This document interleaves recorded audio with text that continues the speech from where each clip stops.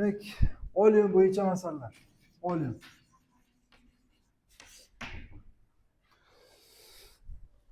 Xo'p. Oleum deb nimaga aytiladi o'zi? Oleum. Demak, qaranglar, hammasi ishlab chiqarishga borib taqaladi. Demak, sulfat kislota ishlab chiqarishga boshlasak. Misol uchun sulfat kislota olish uchun sanoatda birinchi o'ringa temir S2, ya'ni pirit degan modda bor, olinadi, pirit. Bu pirit kuydiriladi.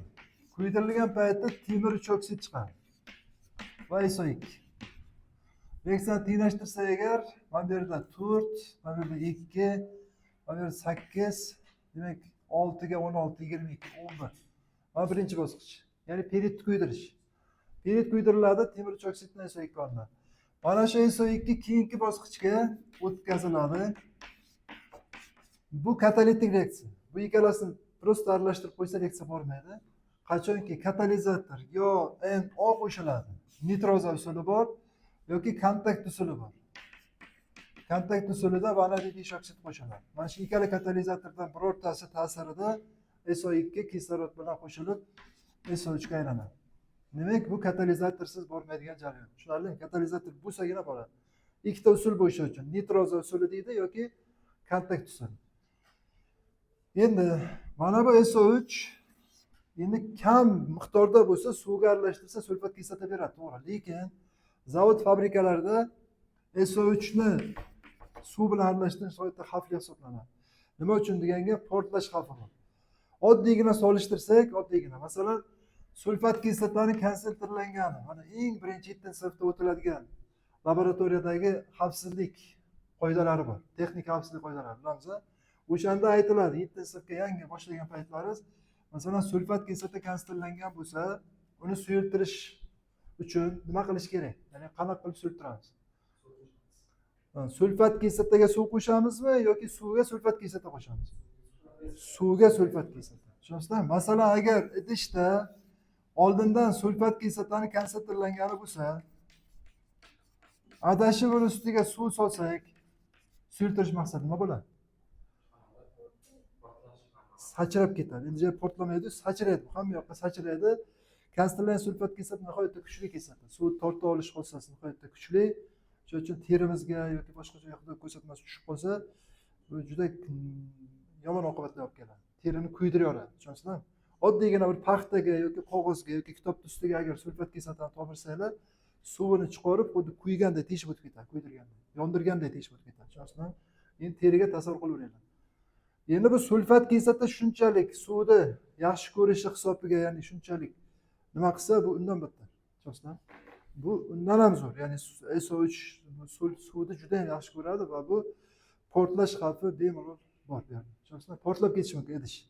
Agar SO3 turgan katta bir konteynerlar bo'ladi u yoqda, katta idishlar bo'ladi. O'shani to'g'ridan-to'g'ri suv qo'ysak, zavod faoliyatini portlatib yuborishi mumkin. Misol uchun, tushunasizmi? Juda ham xavfli. O'sha uchun nima qilinadi degan savolga, SO3 ning eng xavfsizi sulfat kislotani o'zida eritish. Oldindan tayyorlangan sulfat kislotada eritiladi va mana shu jarayonda oleum paydo bo'ladi. Tushunarlimi? Oleumni kristallik gidrat sifatida qarasa ham bo'ladi.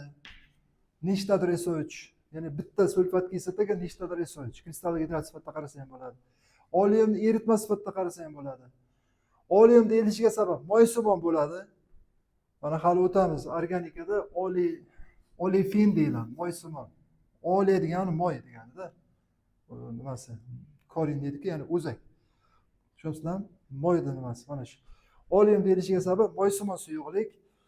Buni kristallik gidrat sifatida qarasak, bitta sulfat kislotaga bir nechta SO3 to'g'ri kelishi holatda olamiz, mana masalaga ko'ramiz. Yoki bo'lmasa, eritma sifatida qaraydigan bo'lsak, eritma sifatida qaranglar. Erituvchi bu yerda sulfat kislota. Eruvchi bu yerda SO3 bo'ladi. Boshqa narsa yo'q. Ya'ni oleumda suv yo'q. Tushunarli? Erituvchi sifatida bu yoqda suv yo'q, boshqa yo'q. Demak, erituvchisi sulfat kislota, erigan moddasi SO3. Masalan, bizga aytsa 20% oleum desa, bu degani 20 gram, o'sha 100 gram oleumning ichida masalan 20 gram SO3, qolgan 80 gram sulfat kislota. Tushunarli? Yoki 10% oleumdan masalan 50 gram bor desa, biz aytamiz 5 gramm SO3 bor ekan, qolgan 45 gramm sulfat kislota bor ekan deb olamiz. Tushunarlimi? Oleum deyilishiga sabab mana shu ishlab chiqarish jarayonida SO3 ni suvga eritib bo'lmaganligi sababli, eritmasligi sababli bu to'rtdan-to'rt sulfat kislota eritiladi va oleum hosil qilinadi. Mana shu oleumdan keyin xohlagan foizli sulfat kislotani olish mumkin. Shuning uchun masalalarda biz oleumni eritmasdan biz sulfat kislotani hosil qilamiz. Ko'proq. Tushunasizlar? Mana shu narsani ishlab chiqarish jarayoni 3 bosqich. Yozib olinglar buni. Demak, mana shu narsa oleum deyiladi. Oleumga keyin suv qo'shib turib, xohlagan foizli sulfat kislotani hosil qilish mumkin. Endi hisob-kitobga hozir kerak bo'ladigan holatlarni aytib chiqamiz. Buni yozib olinglar.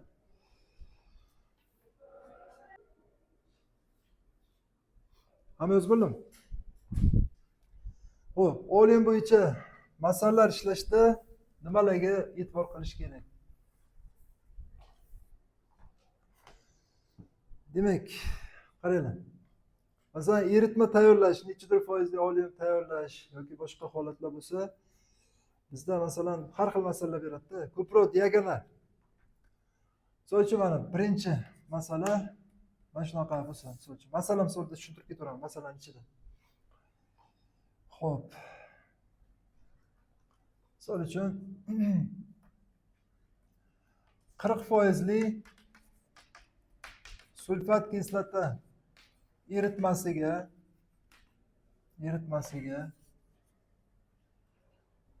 necha gramm aytaylik SO3 shimdirilsa,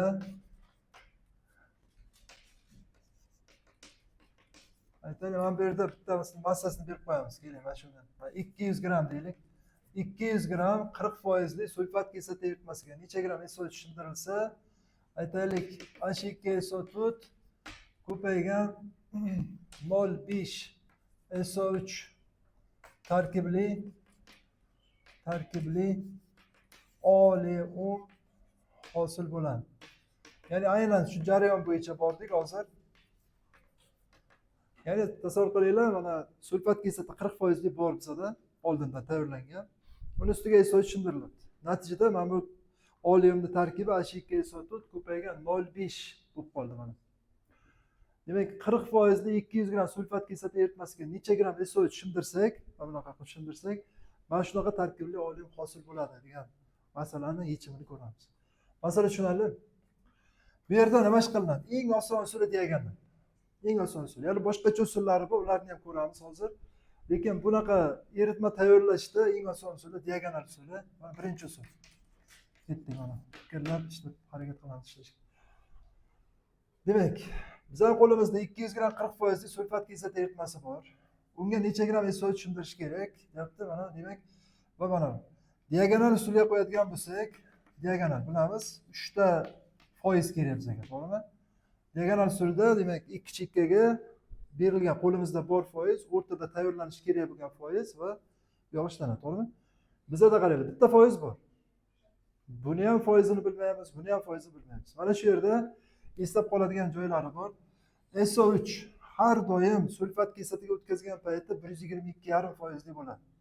Ya'ni buni eslab qolish kerak. Bu qaranglar, qayerdan kelib chiqadi? SO3 suv qo'shilganda hech qanaqa yo'qotishsiz to'liq sulfat kislotaga aylanadi. Massa ko'payadi bu yoqda. Tushunasizlarmi? Massa ko'payadi. Ya'ni 80 necha bo'lib qoladi? 98 bo'lib qoladi. 100% deb buni olsak, bu necha foiz bo'ladi desa, 98 100 ga ko'payib 80 ga bo'lsak, 100. Buni eslab qolish kerak. Ya'ni angidridlar, kislota angidridlari bo'ladimi yoki mana bu ishqor hosil qiladigan angidridlar bo'ladimi? Ya'ni ishqorlarda angidrid deyiladi, o'shaki ishqoriy metall oksidlari. Ya'ni asosli oksidlar ham suv qo'shilganda ishqorga o'tadi. Ularda ham foiz yuqorilashib ketaveradi. Masalan, natriy oksid, tushunasizlarmi? Yoki kaliy oksid. Xuddi shuni sulfat angidrid yoki bo'lmasa fosfat angidrid 100% qo'yib turib, kislotani foizini topsak, har doim 100 dan oshib ketadi. Ya'ni SO3, ya'ni sulfat angidrid necha foiz sulfat kislota emas kerak? 122. Buni eslab qolish kerak. Demak, Har doim masalada SO3 kelib qolsa, necha foiz qo'yib ketamiz? 122. Tushunarlimi? 122,5 qo'yib ketiladi. Bu birinchi ish. Ikkinchi ish. Ikkinchi mana bu olyum. Tayyorlashimiz kerak bo'lgan olyumning foizini topamiz. Nima ish qilamiz? Ana shu 2 SO4 ko'paygan 0,5 SO3. Demak, nechta bo'ladi bu yerda? Suv qo'shgan paytimiz, mana shu yerda suv qo'shilgan payti suv mana bunga kelib birikadi SO3da. Sulfat kislota aylantiradi. Natijada necha mol sulfat kislota chiqadi? Mana bu yerda 1 mol bu, mana bu yerda necha mol? Yarim mol. Jami necha mol bo'ldi? Kim tushunmadi shuni? Suv qo'shgan paytimiz tarkibida 1,5 mol sulfat kislota saqlagan eritma hosil bo'ladi, to'g'ri? Mana shu. Mana nimasi kerak? 98 va yana 80 ni yarmi 40. 98 ga 40 qo'shsa 138. 1,5 ni 98 ga ko'paytirsak 147. O'zi mana massa saqlanish qonuni yarim mol suvga 9 gram suv qatnashyapti-da. Demak, bu yerda 100% bo'lsa, buni foizini topamiz. Olyumni foizi har doim sulfat kislota o'tkazganda 100 dan oshadi bu ham. Bu ham 100 dan oshib ketadi. 147 ni 100 ga ko'paytirib 138 ga bo'lsak 106 butun. Endi qaranglar.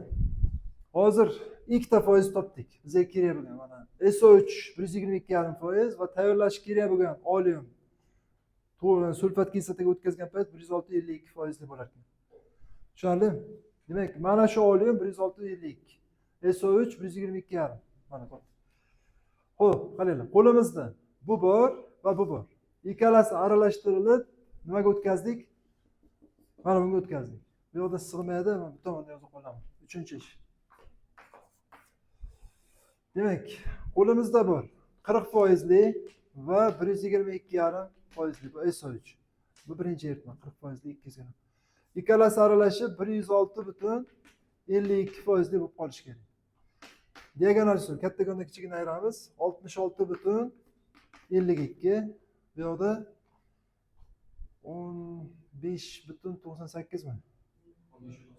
15,98. Qaysi biridan bergan?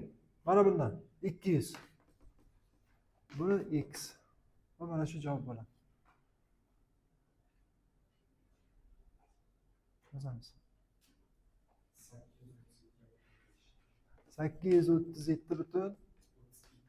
Ha, 832 butun deyish. Kim tushunmadi? Buni yozib olinglar, hozir ikkinchi usulni ham harakat qilamiz. Boshqa usulga ishlashni harakat qilamiz.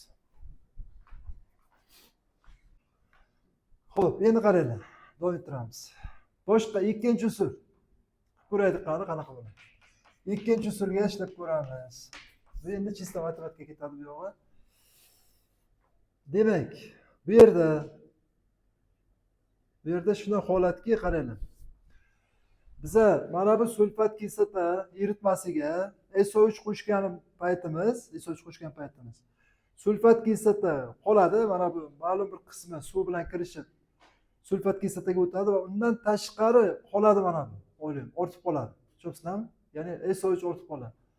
O'sha holatni ko'rib chiqishimiz kerak. Demak, hozir sulfat kislotani moli bilan SO3 ning moli teng 2 barobar bir-biridan nisbatda qolishi kerak-da. Qaranglar, birinchi ish.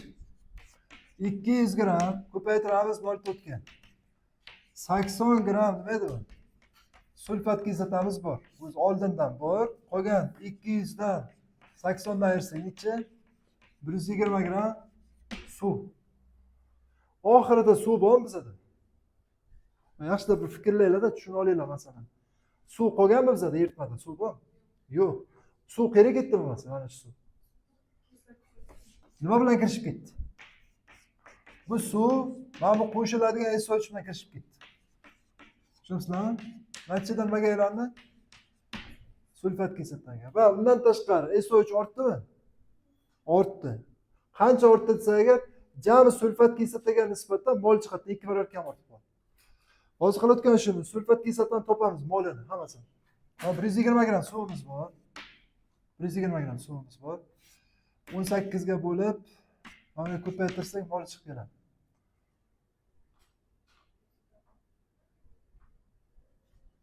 Necha bo'ladi? 6,67 mol. Mana buni ham massasini topib qo'yadik, kerak bo'ladi hozir qo'shgan. 80 bo'lsa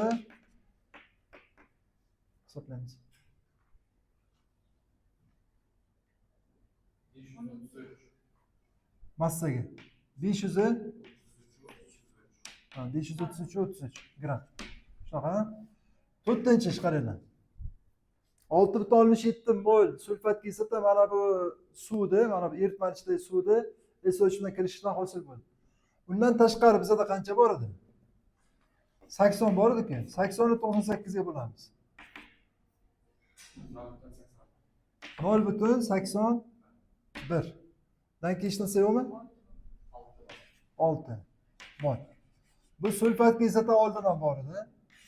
Buni ustiga mana bu sulfat kislota qo'shildi. 5-chi ish. 0,816 ga qo'shamiz. 6,67 tani. 7 butun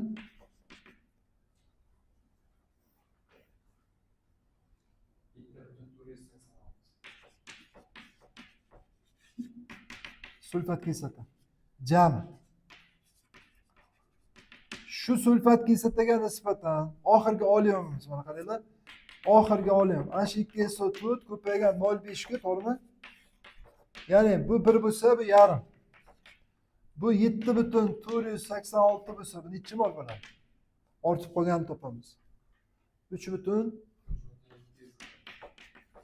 Mana shuncha mol bu SO3 ortgani. Tushunasizlar? Ortgani. Kirishgani qancha? Bu massaga, mana bu massaga ekan, bu molga. Mana buni ham massaga o'taylik. 3,743 ko'paygan 80. Necha? 43. Mana bu ortgan, mana bu kirishgan.